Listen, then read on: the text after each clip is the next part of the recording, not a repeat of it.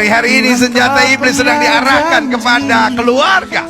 Iblis pengen sekali ngancurin keluarga. Banyak suami-suami mulai dipakai setan, banyak istri-istri mulai dipakai setan untuk menciptakan kegaduhan. Sebagai hamba Allah, saya hanya mau ingatkan buat saudara, jangan bodoh, sabar. Dan saya mengerti apa perjuangan yang akan terjadi akhir zaman. Orang-orang yang mau hidup benar tambah susah. Zaman sekarang murah sekali. Istri akan berkata pada suami, udah kita pisah aja. Murah sekali. Suami berkata, udah kita udah gak cocok memang. Setelah gue kasih dalam Tuhan, gak ada orang punya niat lagi untuk mempertahankan rumah tangganya. Ada masalah sedikit, kita memang gak cocok. Ya mau diapain? Ya udah, kamu udah ketahan sama kamu.